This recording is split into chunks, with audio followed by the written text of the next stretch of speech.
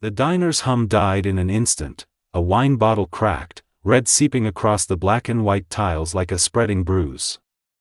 A woman in a pale blue dress pressed a trembling hand to her pregnant belly as a belt rose like a threat.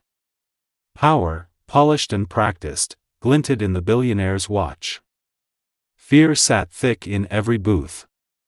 Then the door swung open and the ordinary split into legend. 5 bikers, leather, chrome, and a kind of quiet fury, walked in like a weather front. At their center, Ryder Cole, salt-streaked beard and steady eyes, stopped the violence without raising a fist. He offered presence, the room offered shame, cruelty offered a dropped weapon and an ignominious exit. In a heartbeat, a woman who had been practicing small apologies to survive found a different vocabulary: gratitude, relief, the faint tremor of reclaiming strength. The world hadn't been changed by law or headlines, it had been changed by people who refused to look away. This is a story about the everyday choices that become heroic, of silence that protects the wrong people, of strangers who are more brave than the comfortable, of a moment when compassion looks like a motorcycle engine and a steady voice. If you believe courage can arrive in the most surprising forms and that kindness sometimes wears leather, keep reading, and remember how small acts become the foundation of safety for the vulnerable. The sound of shattering glass pierced the lunchtime murmur like a thrown stone. Conversations hiccuped and died. A wine bottle skittered across the black and white tiles, then gave up its crimson cargo in a slow, deliberate line that bled toward the floor drain. For a second the diner looked like a photograph: chrome, vinyl booths, sunlight cutting bright rectangles across formica. In the middle of that image, the picture broke. A woman knelt, one hand pressed against her pregnant belly, the other shielding her face. She wore a light blue dress that had once seemed hopeful. Now it was stained with tears. Her knees scraped the tile as she tried to rise. Above her, a belt coiled in a glinting hand, leather like a snake, wristwatch catching the chrome lights in an obscene flash. Victor Hale, whose face filled business magazines and whose name squinted from polished brochures, stood over her. The smile he practiced for cameras was gone, something hard and practiced had taken its place. The diner froze. People turned inward as if the room had become a private theater for a shameful play. Some pretended not to see, others sat mute, eyes glued to their plates. Fear is contagious and cowardice comfortable. Alina, that was her name, felt the weight of the world pressing on her voice. Months of small bruises had taught her how to vanish beneath apologies and explanations. She had told herself this would stop, she had tried to believe he loved her. That belief had taught her to minimize anger until it was almost nothing inside her. Victor's voice was low, full of practiced menace. "Sit down," he barked. When she reached for the edge of the booth to steady herself, his hand lifted.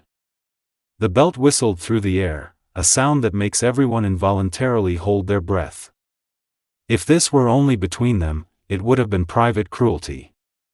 But public violence is an invitation to shame, to indifference, to the kind of quiet that enables predators. The bell over the door jingled like a starting bell. It might have been any noon, the glass still vaporous with fingerprints, the jukebox a faint hum, until 5 men moved through that doorway and the air changed. The scent of motor oil and leather slipped into tomato soup and coffee.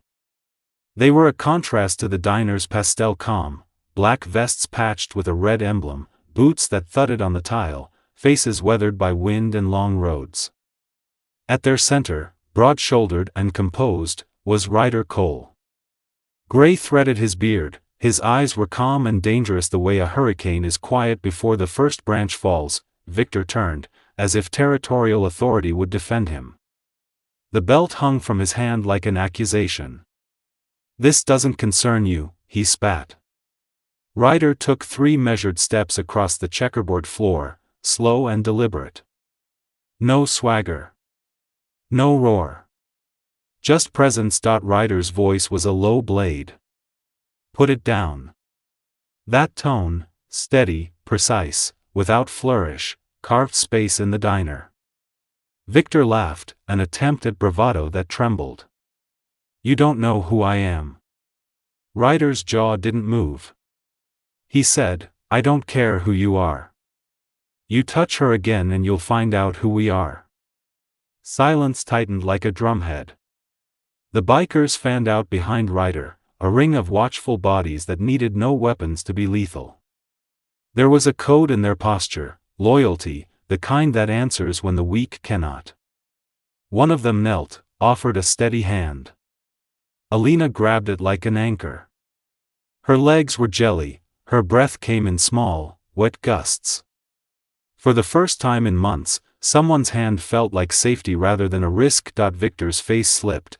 Authority cannot withstand the collective gaze of those who refuse to be complicit. He looked smaller than his media portraits, a man who had learned to buy silence with power, whose world had been built out of quiet, obedient rooms. The reality of being in the middle of people who would not be purchased unmoored him.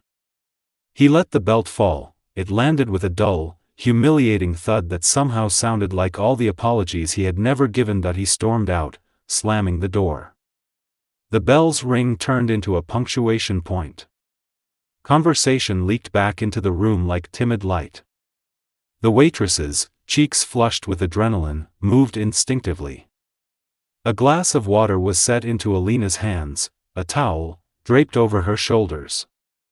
Someone wiped the wine from the tiles, but the stain in the air remained longer, the knowledge that witnessing had shifted toward common responsibility. Ryder crouched beside her. He did not touch her belly. He did not need to. You safe now? He asked, voice small in the new quiet. She nodded, the motion brittle, then softer. Tears had washed something raw but honest in them, gratitude and shame braided together. An older woman in a corner booth, who had been avoiding meeting anyone's eyes, quietly said, I should have called, but her voice was gentle, not self-loathing. Ryder lifted a hand, folded, and said, You did what you could now. There was no sermon, only a simple insistence, do not let silence be your refuge. Ryder turned to the room. His face, lined and unpolished, held a truth that spread like a warm current. Don't ever sit quiet when you see something like that, he said. Silence protects the wrong people. People's faces shifted.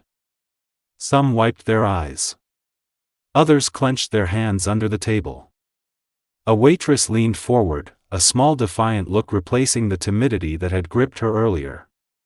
The diner had been a stage for fear. It left the stage with a new line rehearsed in the mouths of its patrons, an instruction, simple and hard, to act. Outside, engines coughed and then roared into life. The bikers filed out the way they came in, not triumphant, but resolute, leaving behind a room that felt physically different, less cold, with edges freshly softened by courage. Alina stood by the window, watching their silhouettes become one with the afternoon sunlight. She pressed a palm to the glass, and for the first time in a long while, saw not only a woman who had learned to live small, but a reflection of a person who would not be erased. Sometimes heroes do not wear suits. Sometimes they smell of gasoline and have chrome on their machines. Sometimes they keep a promise to show up. And sometimes, when strangers show up, they give someone permission to imagine safety again. The spilled wine was mopped, the broken glass swept into a bag. But a more important clean had taken place, the cleaning of a room's conscience. The diner would hum again, cups would clink, and the jukebox would pick up its old song. Yet, beneath routine, a new possibility lingered, the possibility that people would remember to speak up, to stand, to be the small, decisive difference when cruelty shows its face. Alina's hand rested on her belly, steadying herself not only physically but with a different kind of certainty. She had been reminded, brutally and kindly, that the world contains people who will refuse to look away.